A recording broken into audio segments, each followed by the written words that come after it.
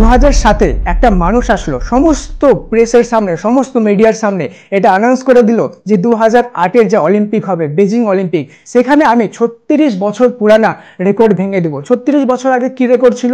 একজন একই দিনে, অলিম্পিকের একই দিনে 7টা গোল্ড মেডেল এনে দেখিয়েছিল। সে বলছে আমি 2008-এর অলিম্পিকে সমস্ত রেকর্ড ভেঙে দেবো। সবাই বলছে আরে এ তো পাগলা আছে, এ তো একদমই পারবে না। কিন্তু অলিম্পিকের কয়েক মাস আগে, মোটামুটি 9 থেকে 10 মাস আগে, তার যে হাতের একটা হাড্ডি ভেঙে গেল।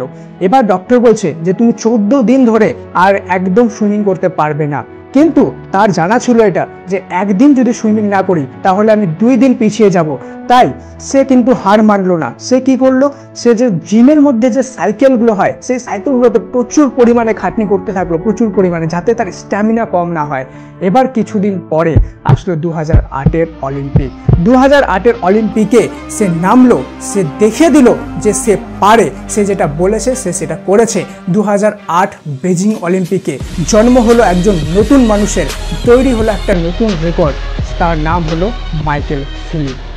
তখন সমস্ত প্রেস, সমস্ত মিডিয়া তাকে জিজ্ঞেস করছে কিউরিয়াস হয়ে যে তুমি এটা কিভাবে করলে, কিভাবে তুমি এত পুরাতন রেকর্ডটা ভেঙে দিলে। তখন সে কি বলল জানো? আমি অ্যানাউন্স তো 2007-এ করেছিলাম, কিন্তু তার 4 বছর আগে থেকে আমি পরিশ্রম শুরু করে দিয়েছিলাম। আমি প্রতিদিন 10 থেকে 12 ঘন্টা প্রতিদিন সুইমিং করতাম। 10 থেকে 12 ঘন্টা সুইমিং করা, ভাবতে পারছো কত বড় একটা ব্যাপার।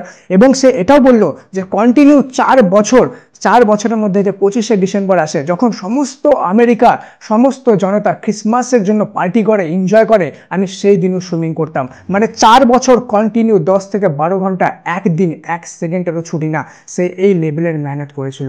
কিন্তু তার আরেকটা সিক্রেট ছিল, সেটা জানো? সে অনেক রিসার্চ করেছিল 4 বছর আগে। দেখেছিল যে 7টা মেডেল, গোল্ড মেডেল এর আগে এনেছিল, সে কি করতো? সে করতো 7 থেকে 8 ঘন্টা ডেইলি সুইমিং করতো। তখন সেই জন্যই 10 থেকে 12 ঘন্টা সুইমিং করেছে।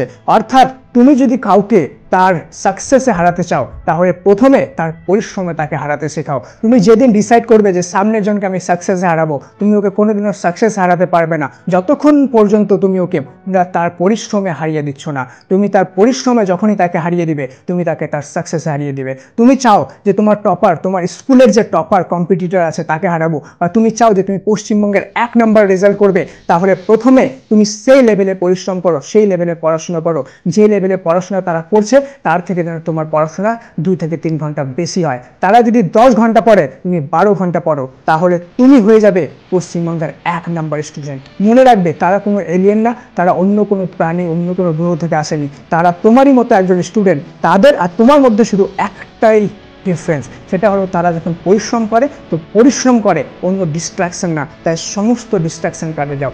সোশ্যাল মিডিয়ায় আসবে না, শুধুমাত্র অনলাইনে আসবে তো শুধুমাত্র কিছু শেখার জন্য, কিছু পড়ার জন্য, কিছু জানার জন্য। জানা হয়ে গেল, সোশ্যাল মিডিয়া বন্ধ, শুধুমাত্র ফোকাস। একটা কথা মাথায় রাখবে, দেখো চারিদিকে সূর্যের আলো থাকে, তাই তো? সূর্যের আলো কি কোনো কিছুকে জ্বালাতে পারে? কোনো কিছুকে জ্বালাতে পারে না। কিন্তু সেই সূর্যের আলোকে যখন তুমি আতশ কাচের সামনে নিয়ে আসবে, এবং সেই আতশ কাচের আলোটা যেখানে পড়বে, সেই জায়গার সব কিছুকে কিন্তু সেই আতশ কাচের আলোটা জ্বালিয়ে দিবে। তাহলে ডিফারেন্স কি হলো? আগেও তো সূর্যের আলো ছিল, পরেও সূর্যের আলো ছিল, তাহলে ডিফারেন্স কি হলো? ডিফারেন্স হলো ফোকাস এবং কন্টিনিউয়াসলি ফোকাস। যখন তুমি কন্টিনিউয়াসলি ফোকাস করতে শিখে যাবে, প্লাস তোমার পরিশ্রমটা সেই টপারের থেকে বেশি হবে, সেদিনটা তুমি সেই টপারকে কিন্তু হারিয়ে দিতে পারবে। And finally, thank you so much. Keep reading and keep growing.